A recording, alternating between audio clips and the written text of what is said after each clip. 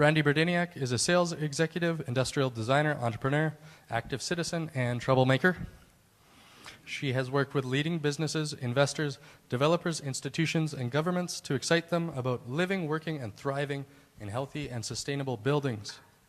Knowing that business could be done a better way, in 2006 she co-founded EcoAmmo, an Edmonton-based project management firm focused on high-performance buildings, incorporating pragmatic social, environmental, and economic sustainability into each project. In 2017, she ran for City Council of Edmonton's Ward 11 and finished in the top 3 in her ward with a platform rooted in triple bottom line principles to build a better city.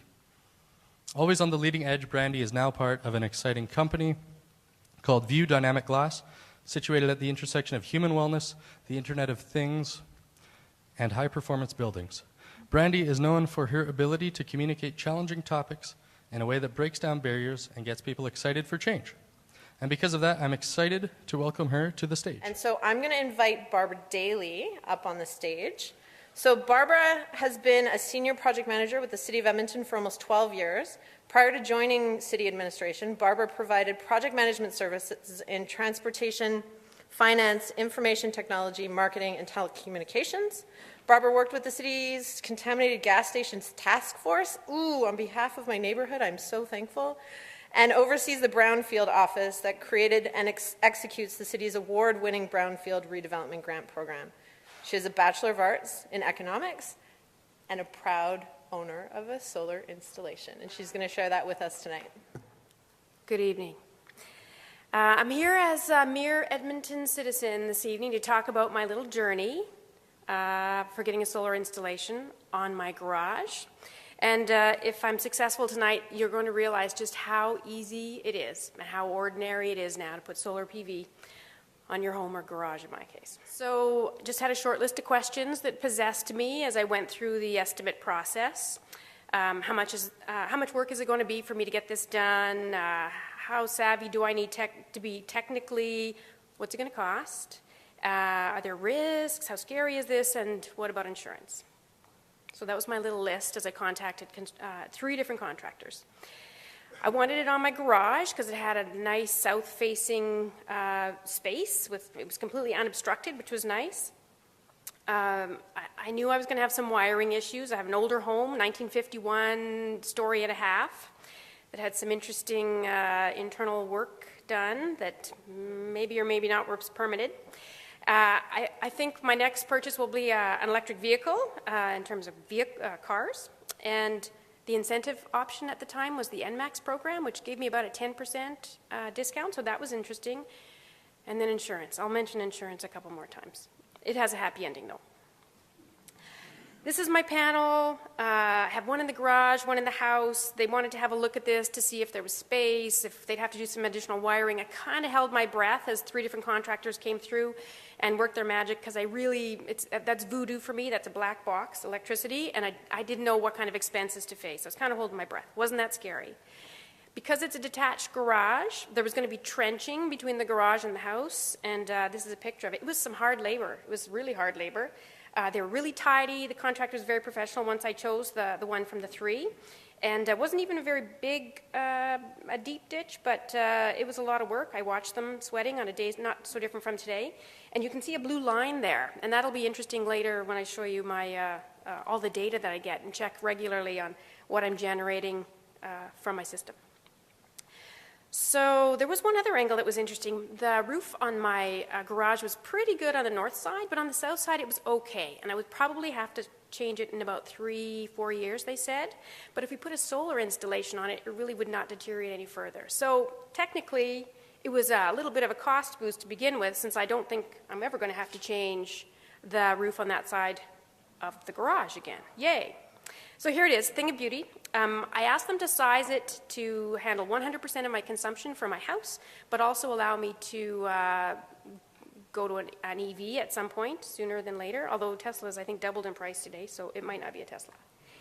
But it is the biggest in my neighborhood. It's 5.58. I think it said 4 kilowatts there, but it's 5.58. And there's some cred that I have with my neighbors that, well, who doesn't like that? Comes with a little app that allows you to check maybe several times a day, depending on how distracted you like to be. And you know what you're doing today, what you've done to date. It's got a little bit of a calculator near the bottom that tells you how many trees it's equivalent to, how many tons you've avoided by doing this cool installation on your house. My next step, I'm a little bit hooked now, and my inverter has room for 6 more modules, so I've got a contractor doing an estimate for me, so why not get 6 more on the other side of the garage roof. I'm getting an energy efficiency audit done this Sunday, which might be a lot like putting the cart before the horse, but there'll be a horse and a cart at some point. And I've started shopping for an electric vehicle, so that's my story.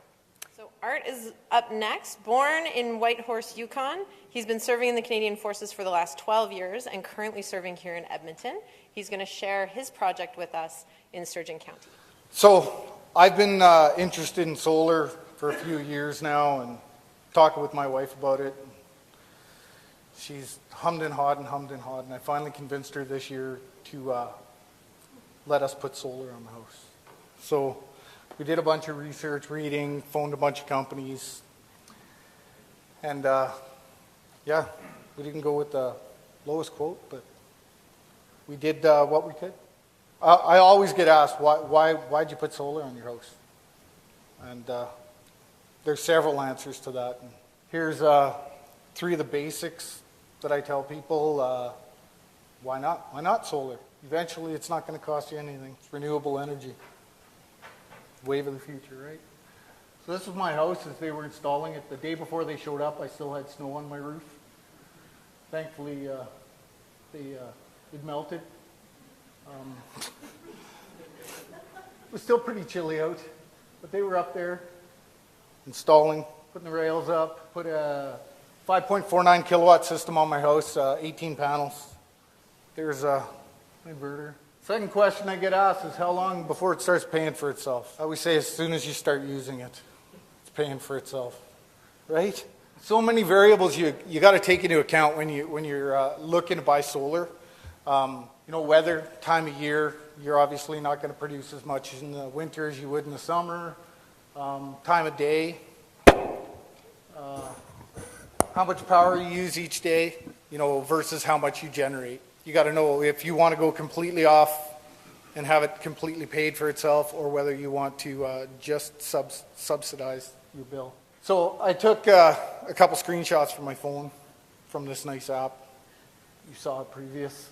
On a normal average day, and then a rainy day. So even in rain, when it's cloudy, you're still producing somewhat of the power. It's just all over the place. And then, of course, you can get it by the month.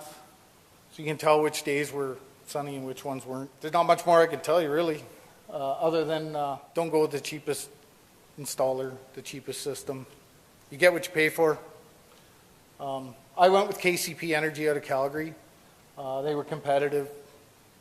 So, and they've been doing installs in Alberta for a long time. But do your research. Do your research before jumping into a solar system. That's about all I can say. Thank you. John Freeman's the next person up on stage. So John has taught art at the University of Alberta from 1972 to 2005 as a tenured faculty member. He is now retired from the University of Alberta and has started a fine art digital printing company in Edmonton called the Big Pixel Inc. Over the past 40 years, Freeman has exhibited in numerous solo and group exhibitions in Canada and internationally. His work is represented in many public, private, and corporate collections. He's going to come up on stage and share with us his installation both on his home and on his shop for Big Pixel Incorporated. Come on up.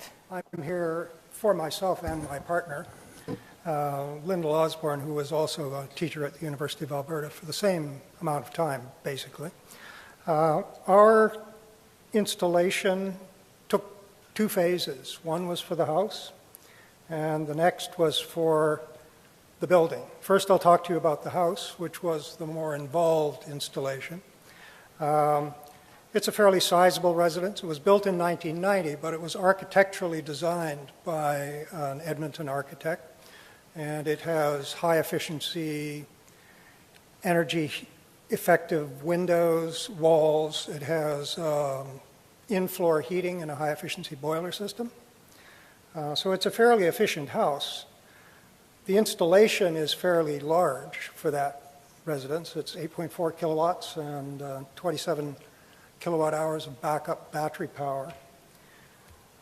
These were the reasons that we started to think about this, and I could have a bit of a debate with my partner about which came first, because I was in favor of the uninterrupted power for basic systems. She was more interested, I think, in generating electrical power to help offset the grid and offset our carbon footprint. But the end result is that we did both, foolishly perhaps, but lots of money. This was within about 2 or 3 weeks after we installed the system, the first power outage. And over the time till January 15th, we had a number of outages. The Tesla battery system kicks in almost instantaneously. The computers in the house don't even notice that the power has been disrupted. So it's very effective that way. Starting point, another set, reduce our carbon footprint. Hopefully this will take place over time. I mean, it's always a debate because where I live, to get downtown takes me half an hour. So I'm putting a carbon footprint efficient generator on my house, but I'm driving down here to talk to you. That's not so smart. So this is a set of readings from a day or so ago. And it's showing that the house is operating at 99% self-powered, battery and electric generation. Obviously not so good during the winter. And Powerwall 2 installation in the basement. This is a retrofit in an older house. These batteries are very heavy. And the people who installed them had a lot of fun taking them down the stairs to the basement. And they had to have a motorcycle jack in order to lift them that high up to get them on the wall. So there's 2 batteries. There's another panel, which is like our critical loads panel, and then there's an interrupt system, a smaller box. And that's the one that Tesla has in it. It just kicks over whenever the power goes off. That's a Solar Edge solar inverter with the regular panel. And then these are the solar batteries. You want to have these in your kitchen, really. They glow in the dark, and they pulse when they're charging. So they're very sexy. This is a snapshot from the Solar Edge website telling you about the production for each panel. That's a month's worth of production on the right-hand side. This is another feature of that software where you can pick each panel and see what its efficiency is and what it's doing at a certain point in time. It tells you what the angle of incidence is to it in the sun. Our house is oriented directly south, and it has a 33-degree slope on the roof, which is quite steep. And it's very hard to clean in the wintertime because it's really high up off the ground. So we didn't. As soon as the bottom edge of the panel clears, heat starts and then the panels slide off and we have an avalanche coming off our roof. This is the other building. These 2 buildings were separate installations. They're not connected together. This is called the shed. If you're from Australia, you know what a shed is. Right? That's where the guy says, I'm going to be out in the shed doing whatever. And these panels on the right are the awning style panels, which could be energy designed for us and installed. They give us a passive solar control system. Keeps it cooler in the summer, warmer in the winter. Specifically designed so the sun will come in or be blocked. These were our points of reference when we were dealing with the workshop. This building is for 3 purposes. It has a workshop, which is like carpentry and that sort of thing. It has a business, which is a home-based business. And it also has storage for my wife, Lyndall, and myself, because we're both artists and we have a ton of junk. So 1/3 of that building is storage. It has a very high efficiency in terms of insulation. It's 3,700 square feet, and it uses 1/3 of our gas bill. 2 gas bills are connected. Speeding up now to the most interesting part, and that's the cost. This probably didn't make sense, but we did it anyway because we thought this is something that's worth doing. We did end up with a rebate of about $10,000, but the lack of any kind of subsidy for batteries really pushed it through the roof. Now, our return on investment here is going to be, well, I'm pretty old, so I might not see it. But somebody who buys the house, if they don't tear it down to build a McMansion, might. And the reason I say that is, that's what's next door. That's 12,000 square feet. And solar panels are too expensive. So there you go. That's all I have to say. Thank you. So the next person that's going to come up is Arne. He's a solar enthusiast who left Europe for Canada right before the solar boom started in Europe. He currently lives with his family in St. Albert, but is building an off-grid homestead in Barrhead County, where he hopes to move in a few years. He's a software engineer by profession and very interested in measuring, visualizing, and predicting renewable energy production and consumption. He strongly believes that making your own energy and food leads to many other good things. So yeah, that's a picture of my house that's actually currently still under construction. I'll be putting the tiling in the bathroom there tomorrow. So it's an off-grid homestead. It's in Barrhead County, about an hour northwest of here. It's 63 acres. There's lots of woods, water, and pasture there. But it's 3/4 of a mile from the nearest power pole, and that is through some very windy roads through the woods. So it was really it was out of the question to get grid power there. But it has a great southern exposure, and you'll see the next picture, you'll see there's lots of trees creating a windrow. So that's the power generation on my house. There's actually 3 systems that generate power there. The first one is the most important one, are 16 350-watt panels. That goes to my inverter in the basement. So that's 5.44 kilowatts, enough for this off-grid system. I've got 2 more little panels that you can see to the right there. That's actually an independent pump system. There's a well underneath there. You can just barely see it there. There's a well or a pump controller that hangs underneath those panels, and that whole system works independently from anything else. If the float switch says that water is needed and there's sun, it'll pump. Otherwise, it'll do nothing. Now, part of that, the reason for that was that's the thing we put there first. Before there was any house or these other panels, we had that well there. And then the third system is a backup system. That's, well, it used to be a 10 kilowatt propane generator. I had some troubles with that, and that doesn't work when it's minus 22 apparently. So I'm replacing that with a diesel generator, but you can see the arrow there shows that we share the same trench with where the power goes to that big grid system. So it's a little bit out of the way and out of the sun as well. So in the basement, this is what you see there. It's an AC coupled battery system. So the first box on the left there, labeled number 1, that's a Sunny Boy inverter. So that takes, actually there's 2 strings of panels, so they're connected in series. And so about, I believe it's 340 volts each, comes in through the basement to this inverter, and that'll convert it to AC power. And that's coupled to the rest of the system. Now, the batteries that are at the bottom there, those are lithionics batteries, so lithium ion boxes. They're all put in series, and the whole thing is a 48 volt, well, nominal 48 volt system. And it's got a little protector box that you can see there, a little box above it that says LI. So that's the battery monitor to make sure that you never over or undercharge it. So it tracks the temperature, what the current charge is, how much energy went in, how much came out. And I've had it, it kicked in several times because when the house was still under construction during the winter, which was sadly one of the harshest winters in human history, every contractor that came in said, oh, it's cold in here, and he plugged in a space heater, which is great if you're there for 2 hours, and disastrous if you leave it on for 24 hours, but yet that's happened with every single contractor that came in. So the plumber came in, it happened, the carpenter came in, it happened, the drywallers did it, so it's inevitable. If they see an outlet and they're in construction, they will plug in a space heater. So that battery system or the monitor came in very handy. It shuts it down before it's completely out of juice, because if it is completely flat and it freezes, which it did a lot this winter, it can be damaged.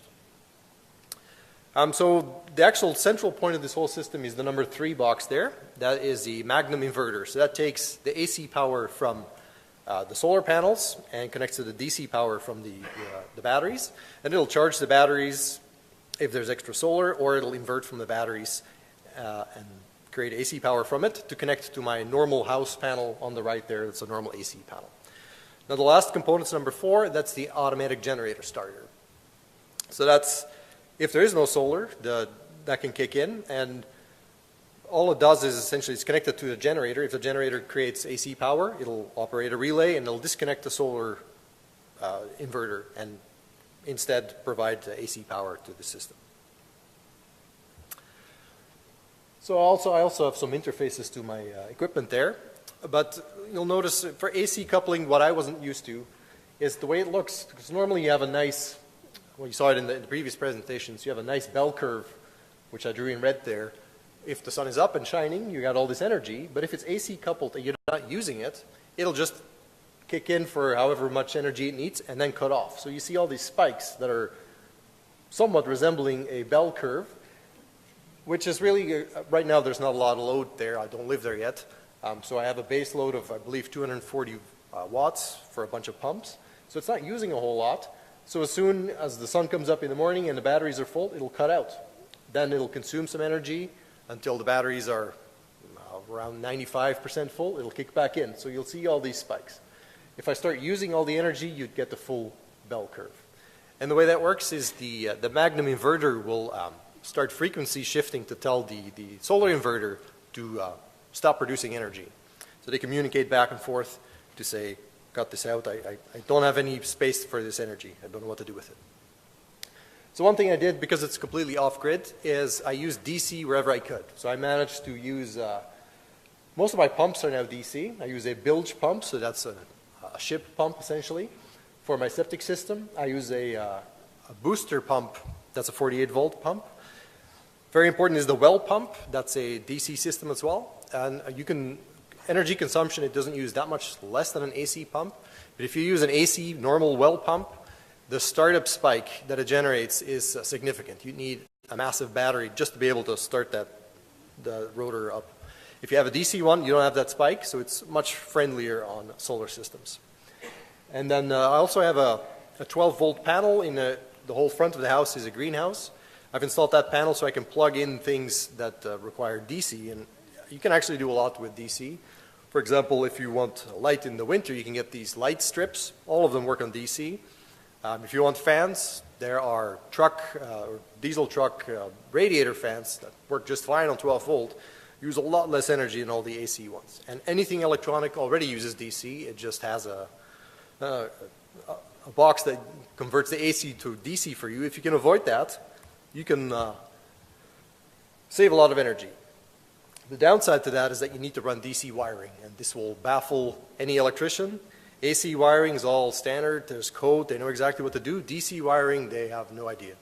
So my electrician basically said, well, I had to tell him, please use 10 gauge wiring. And he just said, yeah, I'll run the wire there. Oops, sorry. I'll run the wire there, but I don't know what to do with it after that. So here's an example of a junction box outside. That's the one connecting the septic system. So what I did is it runs the 48 volts that comes out of the panel over 10 gauge wire, and then it'll convert it down as close as possible to the spot where you need it. And you use a buck converter, which you see on the right here. There's that little gray box on the right hand side. That'll convert it down usually to 24 or 12 volts. And then I discovered great connectors for DC, because you have automotive connectors, you have nautical connectors. None of those are great for a house. These DC or the Anderson power poles are great connectors. I love them. You crimp those ends on and you can connect them to anything. You can lock them in place, and they're great. And then I have some ongoing projects that I'm doing. I have 2 heavy electrical loads that will kick in this winter again. That's mostly defrosting stuff. I have a heat recovery camera system, which you see on the right there.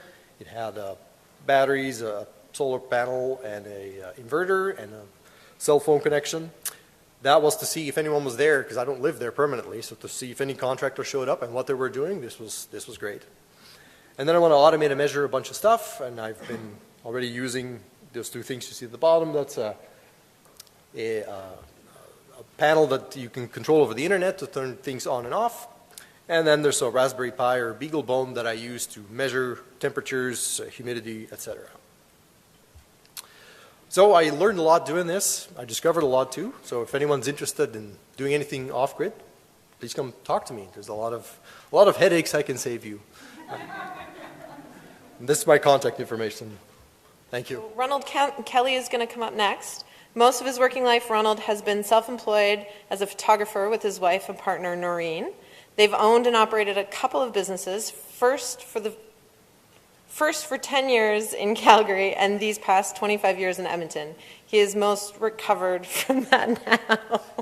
I didn't read that line before. I'm also a recovering entrepreneur. I get that. I totally feel you. All right, so I'll invite Ronald up on the stage to share his story with us. Thanks. Good evening, everyone. The story of our solar system is I'm going to talk about when we came to Edmonton in 1991. We started living in Riverdale, which is this little. Oops, I guess I'm getting to the house already.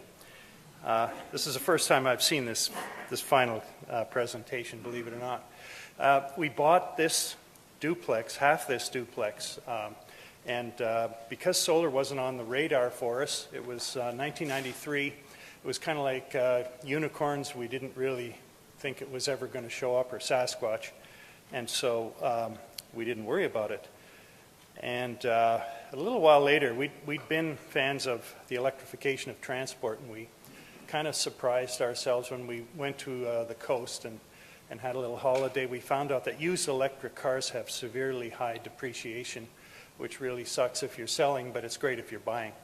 So this car was probably $45,000 when it was brand new, but when we bought it, it was $18,900. And then subsequent to that, we said maybe we could put up some solar panels on our new garage.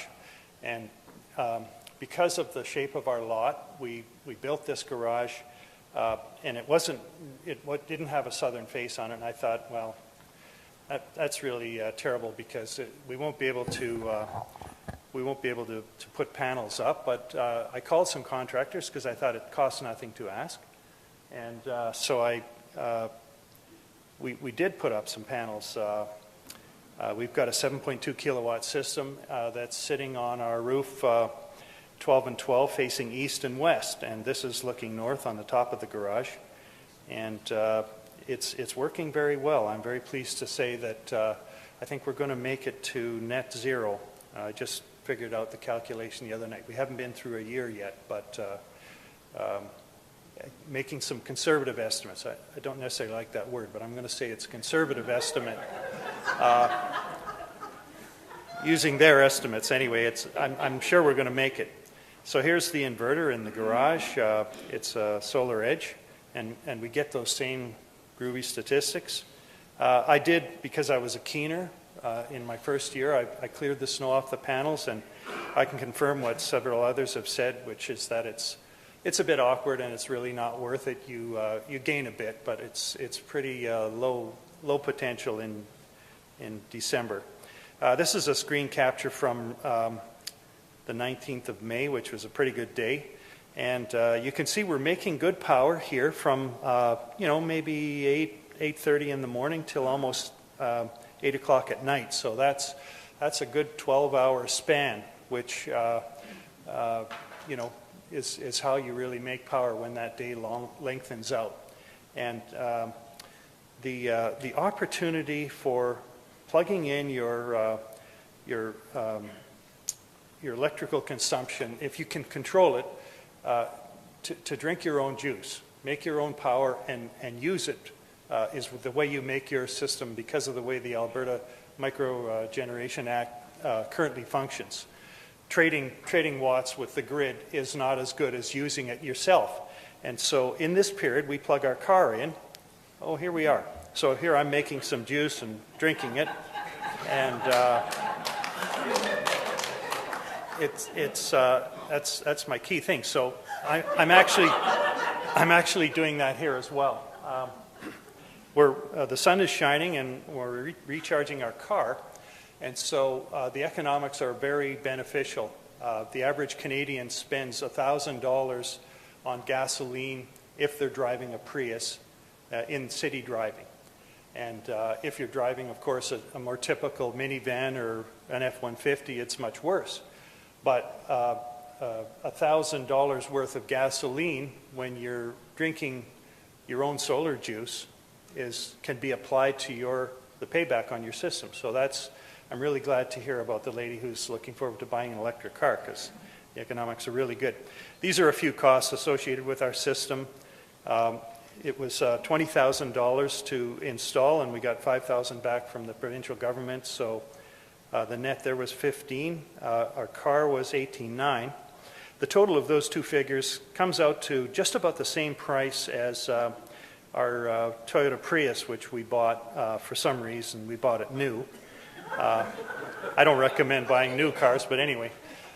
It was $34,000. Now I can tell you the economics of driving a Prius for a gas car aren't bad, but they're way better for an electric car. And anyway, electric cars are way better in many other ways as well. So thank you very much. So first question? Me? Hi.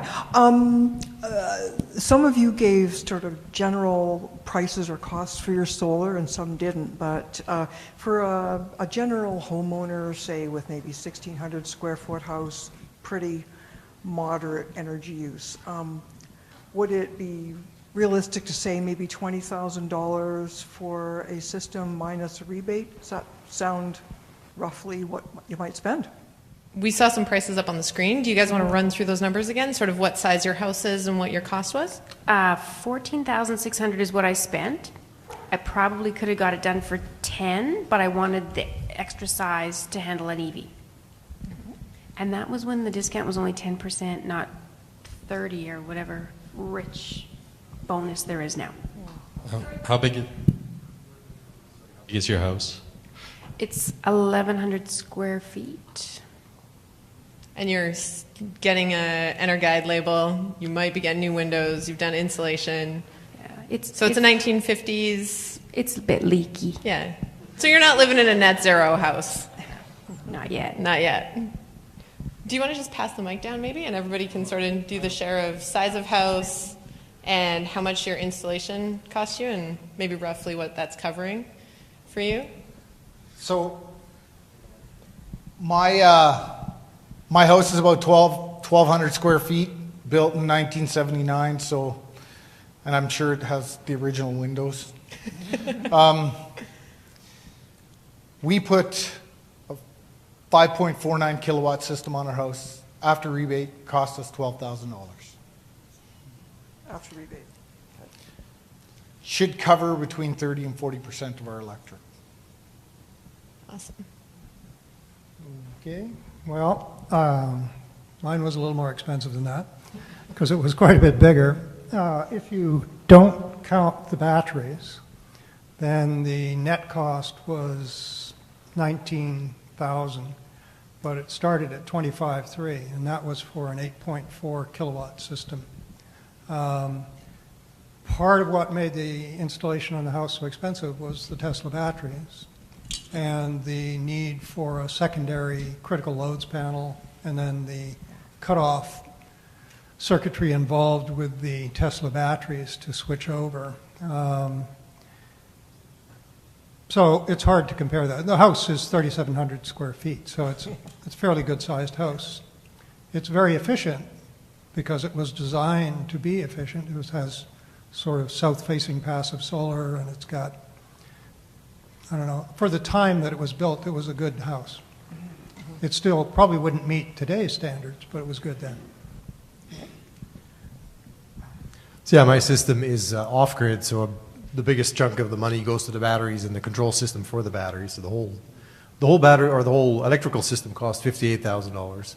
I think for $20,000 you should definitely be able to get a grid-tied system. It all depends on what coverage you want. If you want 100%, that may be difficult, but if you can go for say 70 or 80%, I think that should be plenty.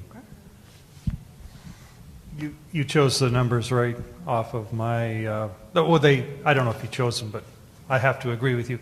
But a lot depends on, from what little I've learned about systems, your roof line and your potential for generating. Of course, you can only put up as much as you can fit on your roof. If in some cases that's your limiting factor. So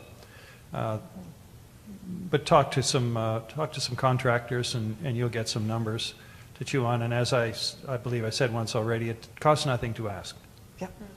Yeah, absolutely. And just to add to that, a lot of us don't know how much electricity we consume in general. So do a little bit of work ahead of time before you fall in love with covering your entire roof or entire facade with solar. If you can sort of rein it in a little bit and maybe get a few Yeah, but I like the efficiencies. look of covering it. Who cares if I know, need all that it's so juice? sexy, right? I get it. You want to like keep up with the Joneses and make sure you have like more solar on your roofs than your neighbors, which is a great keep up with the Joneses, right? Like, don't buy another boat, buy some more solar. But from the perspective of being able to sort of reduce before you have to put more modules up on your roof, it's always sort of cheaper and more cost effective to do that. I know that at CISA I'm supposed to say more solar all the time, but if you can sort of get a really good picture of what your consumption is. Okay, that's great. Thank you very You're much. welcome. Yeah, for me? Okay. The last gentleman mentioned about drinking your own juice. So do you have both an on-grid and an off-grid system? Do you have batteries, or can you regulate how much goes back to the grid and how much you can consume internally? I've got I would almost call it a conventional system compared to some of the other presenters here. It's grid tie, so when we consume and produce at the same time, let's say during a sunny part of the day, and there's loads in the house of whatever kind, you plug in a kettle and so forth, you're using your own power, but almost never will it be in perfect balance. So you're either going to be a net importer of power like you do in the winter months, or you're exporting. For example, there's nobody home during the day these days, and I'm generating huge amounts of power, so I'm just pushing it into the grid, and my neighbors are getting it. So it's all good, as they say, but there's no control as such. It's all done by the circuitry, and so that's what a simple grid tie is. Does that answer your question? Yeah, excuse me. And just one add-on to that. In terms of the electrical billing, the way our billing works now is that for everything you use or consume, there's also an equivalent service delivery charge, quite coincidentally. I'm not sure how they work that out. But the same thing with then when you're selling power back to the grid, do they still charge you service charge delivery charges for what you supply back? You're getting into, I'd be on thin ice if I tried to get too detailed because I'm not an expert. But my understanding is that we buy electricity, say, for these days maybe 13 cents a kilowatt hour. That is me. And if I'm exporting it, I don't get, some of those charges are for energy charge, and then there's administration and executive salaries and washroom cleaning. And various things of that kind. Can I sorry to please, interrupt. yeah, go ahead. Can I ask one of the folks from CISA here to maybe fill in the gap there? You have. Your explanation was great. Keep going. All right, good stuff.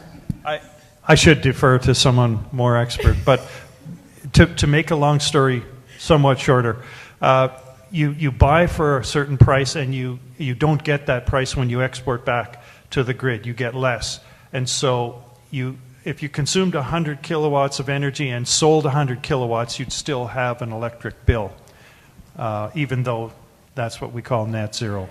Okay, awesome. I am interested in listening to Barbara's experience in insurance. Okay, insurance was a bit of a problem, but it was completely my fault. So I should have called my insurance company before I had the installation done. I'd been with them for 10 years. You know, I was a good girl. No crashes. They made money. I slept at night. And so instead, I had it commissioned by November. The installation was commissioned in November, and I called them in February. Oh, I should call and add this. And they said, just a moment, please. And then they came back and said, your policy has been canceled immediately, and you will receive a registered letter in the mail tomorrow. That's funny. And so the next day, I got a call saying, it's not canceled, but we're not covering your solar installation. So, like I said, it was my fault. I should have checked it. So I just called around and I got another insurance company, and for $4 a month, they cover my big installation. So don't make that mistake. Make other mistakes, but don't make that mistake. Can we ask who you got? TD. TD? But there was more than one that would do it. Yeah, great. So regarding the Tesla Powerwall and your numbers, you had some 94% coverage. So you're actually using those batteries daily, routinely, to fill in the gaps as much as possible. Is that right? That's correct. If we are out of town and somebody else is looking after our house, we leave it to 100% reserve, so that if something happens, they don't have to worry about that. But while we're here, we discharge 50% every day. And that, when the sun is as good as it is right now, gives us almost 100% self-powered. Right. And there is still power going back to the grid, because the battery discharges over the evening period and then comes back in the morning, charges probably for 4 or 5 hours, gets back up to 100%, and then surplus power is exported back to the grid. So hopefully that balances out over the year. So your batteries discharge a bit during the night. It recharges enough during the day that you'll probably have some extra that beyond your usage during the day. You still export to the grid in addition to having your batteries charged. Is that what you're saying? That's correct, yeah. Yeah.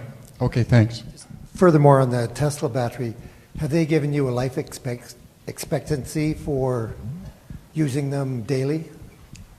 I think by the end of 10 years, it might be down to about 85% efficiency, but that doesn't mean you can't use them. They keep running. That's a lot more than what I thought it was. Yeah, I thought the think Teslas that's right. were.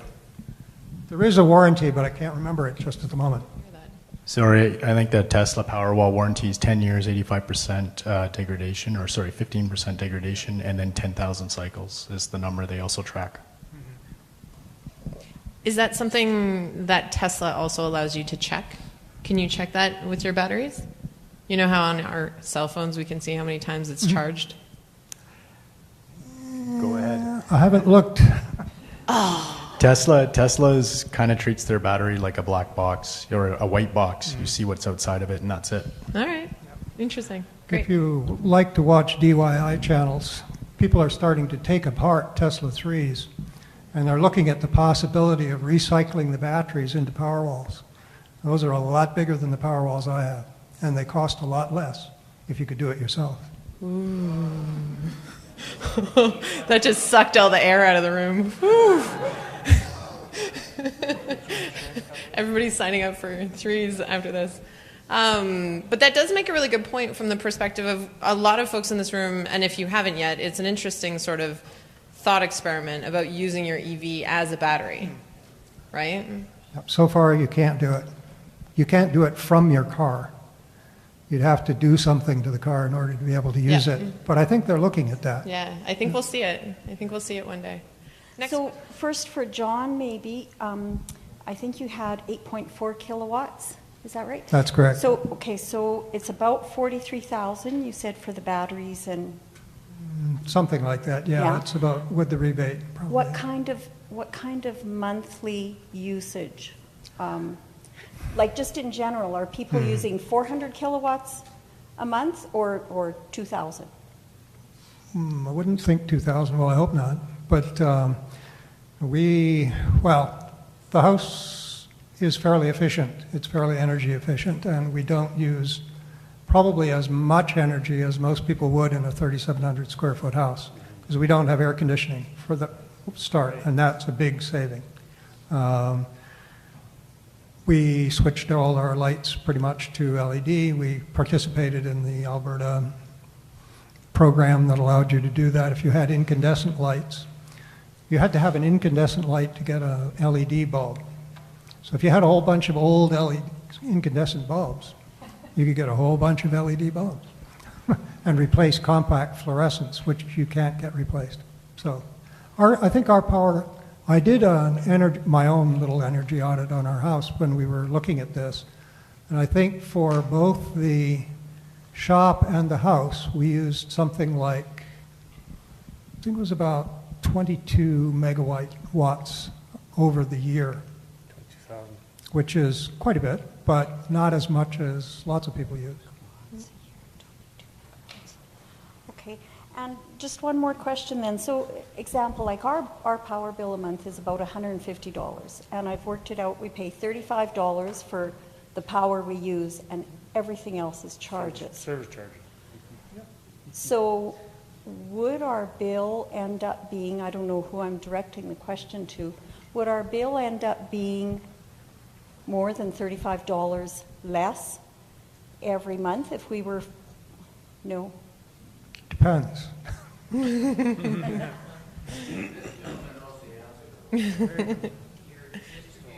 Hold on, we'll put a mic in front of you, but I'm giving you 2 minutes because I know you. Your distribution and transmission would go down about 23% plus all of your actual electrical usage. So what was the final savings on that math? You would save $55 a month off of $150. All right. So you're just getting below $100 a month.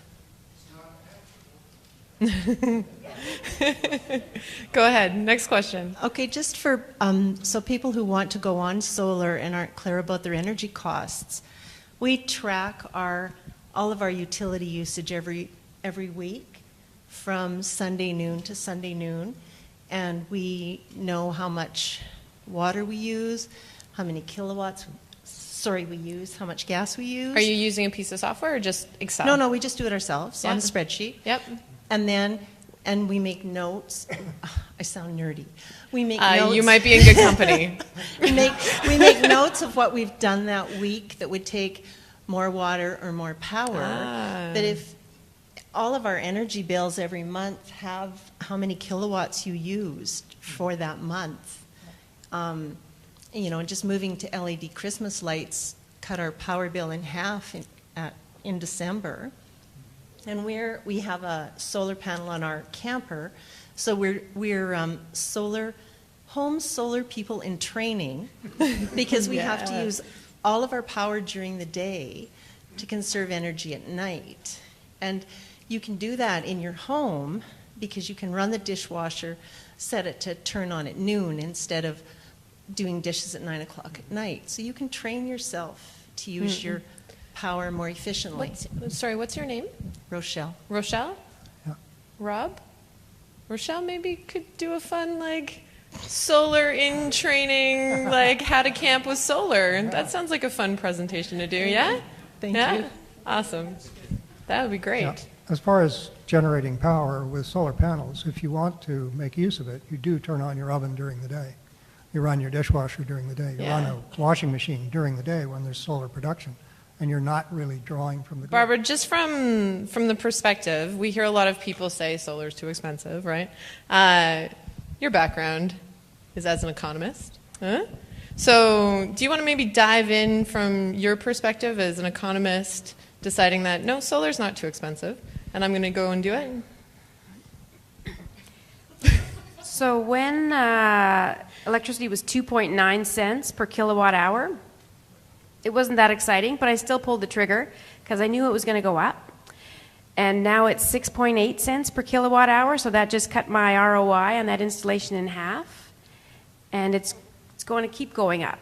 So the return on investment for the installation is just going to accelerate. It's inevitable. These electricity prices are not going to stay this low. Agreed.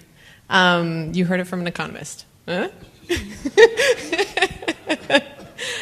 So I also have another question just around, we saw a bunch of screen captures of some of the tracking apps that you all utilize to see all the juice that you're making and drinking. Have you had experience with other apps? Do you like the app that you have? Are there certain features that you're really excited about?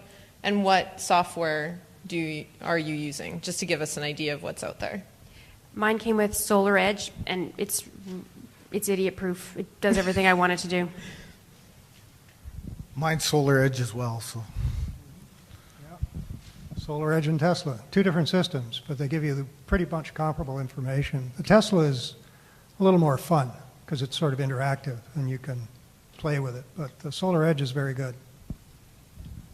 I really like the E-gauge system, which you can measure any electrical load. So it's not necessarily photovoltaic, but yeah, you can do anything with that. It's a great interface. I'm another Solar Edge user, and I'll just add one little point. The Solar Edge app that I have reads my power production, but I'm looking forward to getting the power consumption side of it. There's a device whose name escapes me, but it's something you can put on there so that I'll be able to see on the same graph the consumption as well as the production, because right now I'm just getting my monthly bills and saying, oh, I used so many kilowatts this month, but it'd be nice to know on a minute-by-minute basis what the consumption and the production is. So the folks in the crowd that sell things, do you have systems that you're in love with right now that track what you're consuming? So awesome. So she has consumption and production on her Solar Edge. What I want. Excellent. And the folks that are selling stuff? I want to do the Raspberry Pi. Raspberry Pi. It's really interesting because you can put current donuts. Hold on, I'm going to give you a mic. Can you, so that we can share this? The gentleman beside you who's got the Raspberry Pi and the technical background, you can have so much fun with Raspberry Pi because you can throw current donuts not only on your main feed, but on each of your devices. And current donuts are cheap. They're $5-10 a piece. Yeah, I plan to measure everything. Yeah. As much as I can. Yeah. Exactly. And then one giant spreadsheet and have fun with that. See, you're in good company with nerds. Yeah. I think all of us have a spreadsheet for our house, or multiple spreadsheets. Yeah. And then go ahead. Well, from the, I guess, production side of things, every inverter will have its own integrated software for how much you're going to produce. But if you want to measure the consumption side as well, there's a lot of different things. There's E-gauge, there's Nurio, there's many different things. And the current donuts this guy was talking about are basically current transformers, and it's just a little clamp that goes over that individual electrical load, whether it's for your oven or whatever it is. So you can measure individual appliances or the entire amount of consumption of the entire home. So you can measure what your home uses versus what your home produces live. And where did they get current donuts from? Is that something you just Google and it shows up and you can buy it from Amazon? Yeah, like current transformers, you can buy them online. There's different sizes depending on how big the load is. And how big the wire is? Yeah? Yes, that correct. you're clamping into? Yeah. Just for all of us that aren't actually electricians. That's what they look like. Cool. Thank you. Now we know what to get everybody for Father's Day. So Brandy. Go ahead. There's also a product on the market that is doesn't use current transformers. If you have a compatible smart meter, it actually takes the reading off the smart meter. What? Yes. So there's That's no. what I want.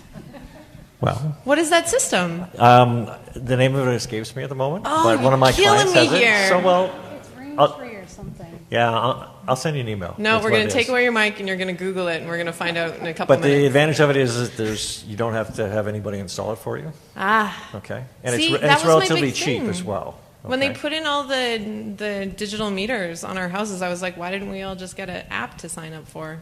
Now, I'm not sure if it is compatible in Edmonton here because I have a client in Edmonton that has a system on his place. So, but it may not be compatible in every jurisdiction. It depends Okay, on the let's brand find out. of the smart meters Stay that tuned. the utility installs for you. Yeah, Okay? we'll find out. And so the folks behind you here, did you have another thing to add? We have So there's another product called the Nero. I think somebody mentioned it. How do but you it- spell Nero? N-E, I don't know, like... Sorry, I didn't mean to make a spelling bee, but... Nero, anyways. N-E-I-R-I-O. N-E-U-R-I-O. There you go, N-E-U. N-E-U-R-I-O. Anyways, you just put one set of current transformers over top of the main taps of your house on the incoming wires coming into your breaker panels. Mhm.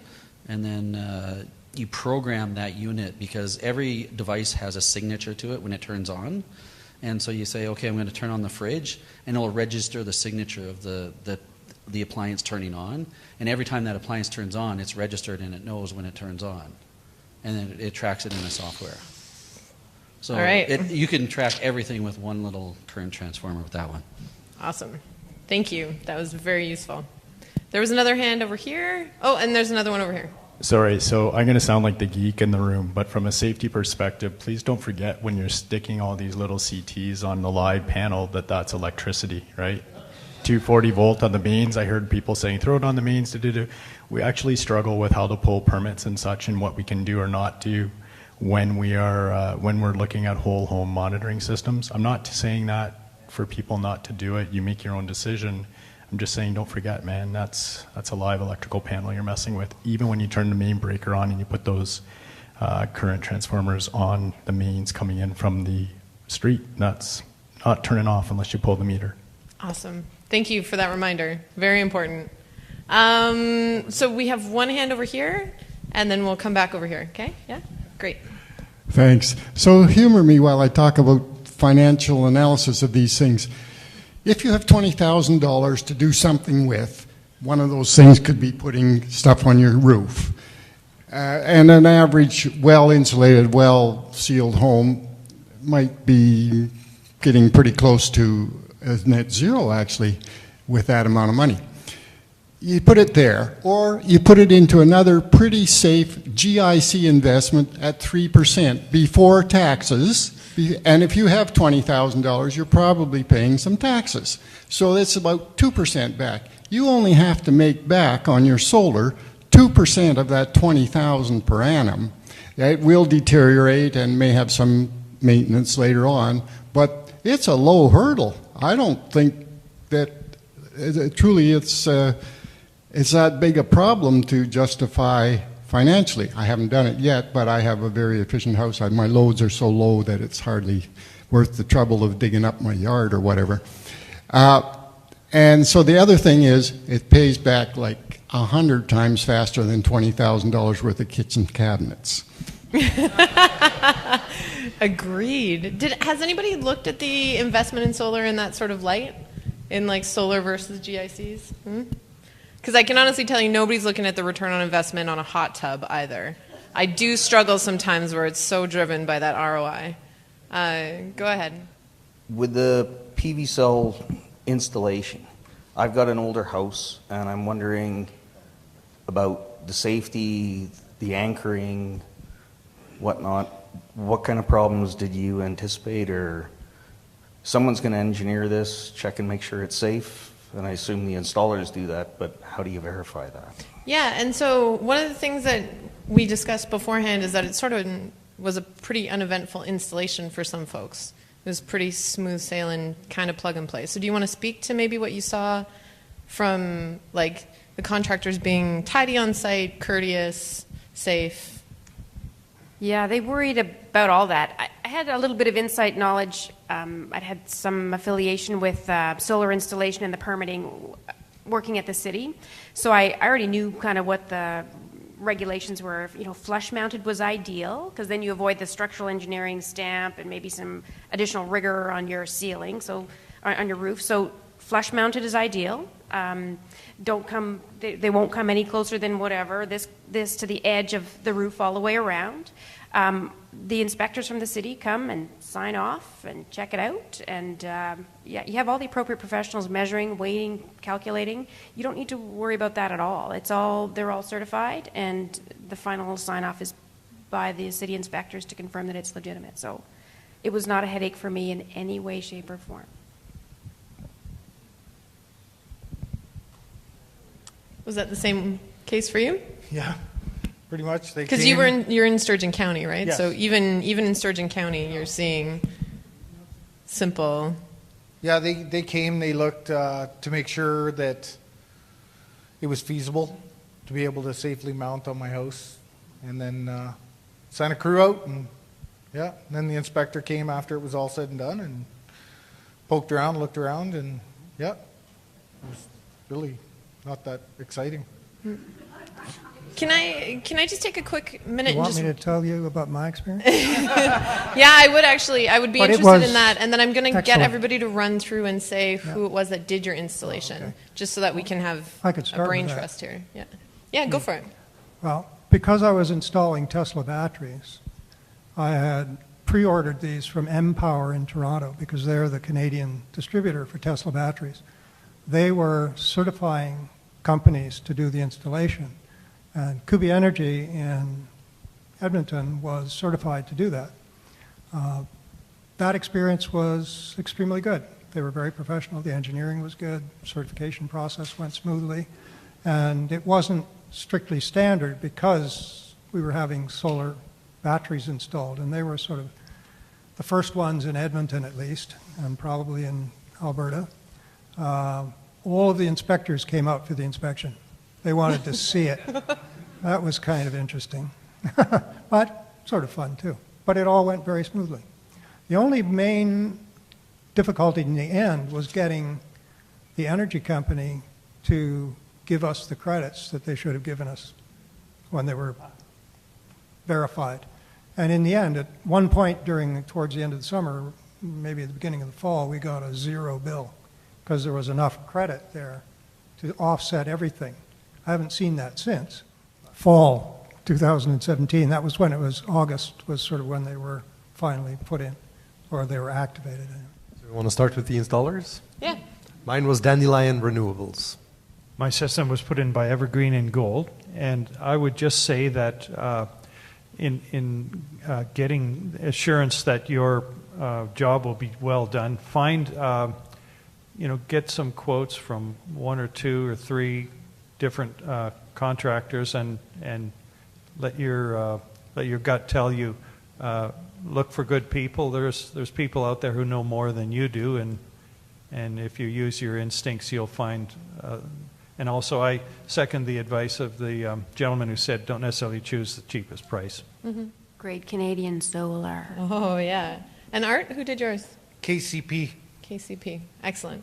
So there's lots of professionals out there. You can find even more on the Solar Energy Society of Alberta website. Just a response for the gentleman asking about different companies. Ask for their credentials. Mm-hmm. Not everybody out there is certified. You need a master to pull the permit in the city of Edmonton. The outlying areas, you might not. So some people might not totally be certified. So ask what they're getting. If you got an older home, you probably want a structural engineer to have a look at it anyway, right? You may not need a stamp, but it's a good idea. It's going to be up there for a long time, right? Is anybody done anything other than rooftop installations, like a pergola over a deck or in the backyard, something of that nature? And what's the requirement, maybe as per the city's requirement, to have that all done and, I guess, appropriately permitted? The shop that I have has awning-mounted solar panels for 50% of those panels. 50% are on the roof, and that's a standard rack mount. But the awning panels had to be engineered and had to be approved in terms of their installation. So that was done by Kubi Energy, and they got it passed. So you did have to have that done. They're mounted on steel frames that are attached to the steel building. But you had to get somebody to do that. I mean, if we had gone for a ground mount system, we would have had to have somebody engineer that as well. Mm-hmm. And there's quite a few people, I know myself, I have not just a south-facing roof, but I also have a huge facade of my home as well, with very few windows facing perfect orientation.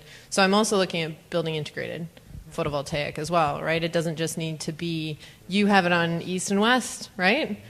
10 years ago, that would have been bananas, right? Like putting it on the east facade, but you probably generate way more than you anticipated on that facade.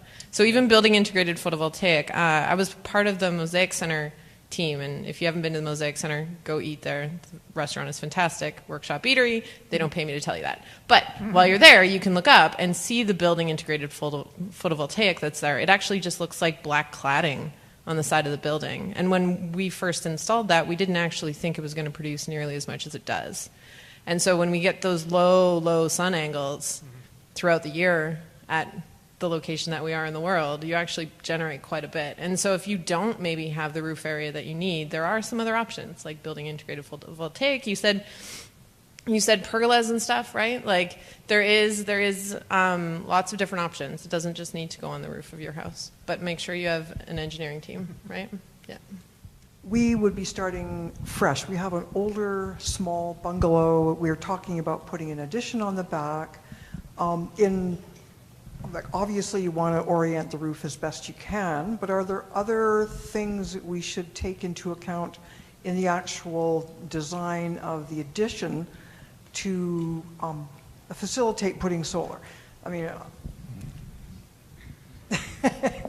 There are people like chomping at the bit to answer this question for you. The first thing I'm going to say is just take into account the mature trees that are around you as well, and what the life cycle is of those mature trees, because there's a lot of people that make a lot of decisions because they have these beautiful mature trees around them, and then they find out that they're rotten in the inside. And so take a look at the mature trees around you that are going to shade you for a long time, but also the ones that might be ready to be cut down.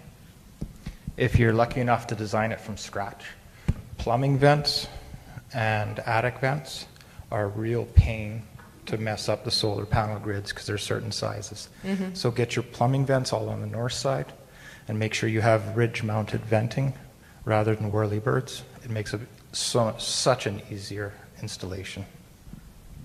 That is a fantastic tip. Thank you. Does roof slope make a difference? Yes. How?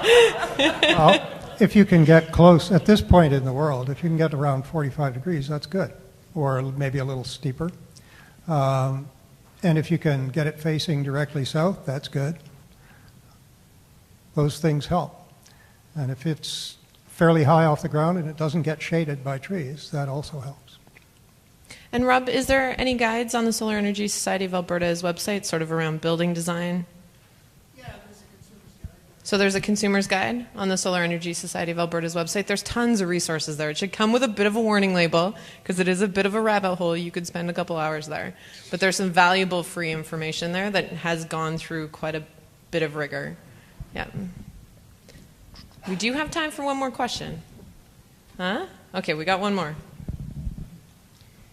Yeah, this takes us into the future. So we hadn't, we looked at solar and we thought, well, everything changes so fast, the technology, and you buy something today and a year from now you're ticked off because it's got the new improved and it costs half as much and all that sort of thing. Now the government rebate, of course, puts a different perspective on things. But that aside, maybe this might relate to some of the contractors as well, but what do we see as new developments that are coming up in solar? And will all of us shake our heads and say, gee, I wish I'd put in a new system 5 years from now? So the tricky thing in that is that we've always had this culture of a holding pattern in this province where everybody has always said, well, there's going to be something new. There might be a rebate coming soon. One day I'll just have that $20,000 in the bank that I just don't have any other expenses, and I'm totally going to put that into solar. We've had that sort of culture of a holding pattern for so long, and people have used the excuse of it being so expensive. It is cheaper right now than we ever thought it would ever be. I remember seeing presentations from Gordon Howell like 15 years ago. And he was like, maybe in like 2040, we'll see this type of pricing, right? Like something nonsensical like that. We're seeing it now. Folks need to just decide to do it, right? Like just drink your own juice. There's all this opportunity and none of us are getting any younger. The planet's not getting any cooler, right? We're getting a lot of climate change stuff going on right now, if nobody has seen the news. So from a perspective of like what motivates you, you got to find that. But you also know that there will always be excuses. There will always be reasons not to do it. And there always is going to be new tech. We're a bunch of nerds. We want to do the newest, maybe greatest thing. I don't know about you, but it hurts to be on the bleeding edge sometimes. And so like it's okay to use some like known tech. And right now, a lot of solar is plug and play, right? Like once you get the engineering and the installers in the mix, it is plug and play. It is a very uneventful installation, which is great news because it used to be hard to do. It's super easy now. And I'm going to shut up and let somebody else answer. But I think everybody should have solar on the roof. Well, I think for energy storage, there may be some changes coming. Compressed air, for example, is already done on an industrial scale. They're trying to scale it down. So you can run a compressor if you have extra energy during the day, just compress air into an air chamber, and at night run it in reverse. They're just trying to scale it down, and hydroelectric storage, there's lots of stuff coming. Photovoltaic, I think it's just been decreased in cost and increased in efficiency, but it's not a dramatic change that has happened. Just a slow trickle. But storage, I think, might be significant sometime in the future. Yeah, there's been lots of experimental research being done on things like organic batteries and stuff like that, but they're not here. I mean, right at the moment, probably the most efficient choice would have been the one that I made. Unfortunately, it was expensive, but I think it was worthwhile. Otherwise, well, I mean, I think it was probably more worthwhile than my wife does. Now you have ministers that represent you that are trying to get PACE-enabling legislation through the legislature. PACE-enabling legislation. So PACE stands for Property Assessed Clean Energy, and Lee over here in the yellow shirt next to the yellow shirt, you found each other. He can tell you all about the ins and outs of PACE. But right now, we have in the legislature, up for second reading, still in second reading, soon to be third reading, PACE-enabling legislation. Now, Property Assessed Clean Energy allows for every single one of us to get out of our own way and not have to put money down on a loan or have to have a loan in our names to put solar up on our roofs. The loan goes to our property, is associated with our property, and it's paid off through property taxes.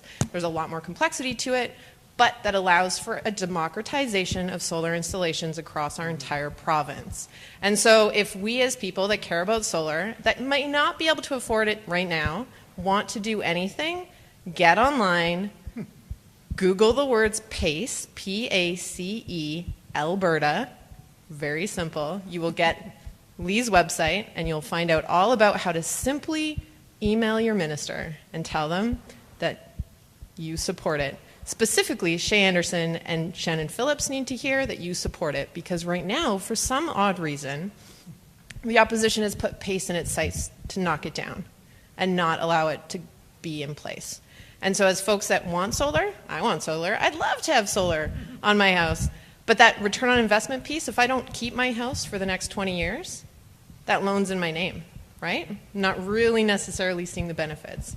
But if I sell that house and I have a PACE loan, that loan goes to the next owner, and they pay it through their property taxes. And so it allows for us to make the case and actually all of a sudden be able to afford solar. It also applies to energy efficiency upgrades like windows and doors and insulation and all these other things. But there is some small changes that need to happen to that legislation. And so on the PACE Alberta website, it notes it. Writing letters, not really sexy. Solar, sexy. Write a letter to get something sexy, okay? That's what I'm tasking you with homework tonight. It's a simple thing to do. It's an email, you hit send, that's all you need to do. But the more people that want solar that can say that they also want PACE, we might actually get this come January 1st, 2019, which would like change the market for us to be an energy province, not just an oil and gas province. Okay, just you're talking about the PACE program, but aspects of maybe there's a lot more people that have solar panels or something done on their homes. So at some point, maybe, I guess we can't all live there forever. How about resale value and associated, I guess, monetary benefits of having that? What's the generalization? I don't know, maybe have some history on that. Anybody have something they could comment on that? Absolutely. So, so two things in that, and I'll let Lee do the final piece. Are there any real estate agents in the room? Exactly. It's a bit of a problem, right? Like, we need real estate agents to be able to understand the valuation of the systems that we're investing in. And that is the conversation that unfortunately doesn't happen very often in the real estate circles. They don't know how to either talk to buyers or sellers about what the value is, but they can definitely negotiate for you if you need a new fence or new shingles. And so it's also an education that we need to advocate for within real estate professionals. Now, I will allow 2 minutes to Lee to explain the PACE property value piece, just to reiterate the question. You started out pretty good there. Basically, where we're at with solar in Alberta, there's 0.01% of buildings have solar on them, so there isn't market recognition of the value. Once 30% of the homes have value or have solar on, then real estate people will wake up and see that there's value there and know how to sell it. But they don't know how to sell it right now, and that's the problem. The PACE program solves the problem by passing it along from owner to owner. Just one note about resale value. So we don't really know what the resale value is. In Alberta, there just isn't enough of a market, so there's no data out there. But if you look at other places in the world where they have more advanced markets, and California would certainly be in that category, there have been significant studies about resale value. And the one in California that was done came up with a resale value of $5.80 per installed watt once they sold the house. That's really amazing when you consider that the cost for a utility intertie system after the rebate's about $2 an installed watt. So you put it in for $2 an installed watt, and then you resell it. You're not going to get $5.80 a watt because our market isn't there yet. People don't know the value of solar yet in Alberta. But even if it's $1 a watt, that cuts your return on investment time about in half. So really something to that economics to consider. And I hope everybody learned something new today. So thanks so much for coming.